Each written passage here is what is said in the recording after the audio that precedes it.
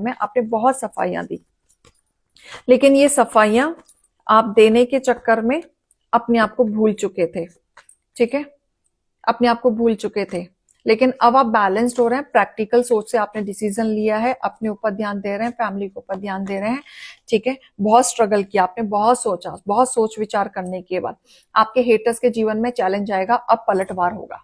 अब वो सारे कर्मों का हिसाब होगा जो आपको पकड़ के बैठे हुए थे, आपको नुकसान पहुंचा रहे थे, राइट, आपके पीठ पीछे गेम खेल रहे थे। बिल्कुल, वाओ, अमेजिंग, यस, आपके ऊपर भरपूर कृपा हो रही है। सी, ठीक है, बैलेंसिंग अब आपके जीवन में आ रहा है मूव ऑन होने के बाद। ठीक है, आपका ऑरा बदल रहा है, आपकी पर्सनालिटी बदल रही है, आपकी इंट्यूशन पावर तेज हो रही है। कोई आपके साथ खेलने की कोशिश करेगा तो मुंह के बल वैसे ही गिरेगा। स्टेबिलिटी आ रही है, आप अपनी लाइफ में मूव ऑन के साथ साथ कोई करियर के लिए भी सोच रहे हैं, आगे सेटल होने के लिए सोच रहे हैं, अपने बलबूते पे कुछ करने की भी सोच रहे हैं। आपका एक साइकिल कंप्लीट हुआ है, दूसरे साइकिल की तरफ आप बढ़ने के लिए अब तैयार हैं। ठीक है, अब तक आप तैयार नहीं थे, अब तैयार हैं।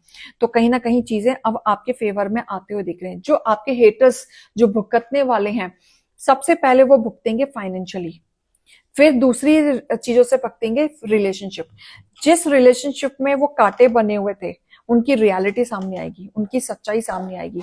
और जब उनकी सच्चाई सामने आएगी तो आप हैरान होंगे ये सोच के कि इन ये जो, फिर आपको ध्यान आएगा जैसी करनी वैसी भरनी, राइट। फिर इनके बुरे करतूते याद आएंगे, फिर बुरे करतूत के साथ आपको चीजें आएंगी, इन्होंने मेरे साथ ऐसा किया था इसलिए इनके साथ ऐसा हुआ।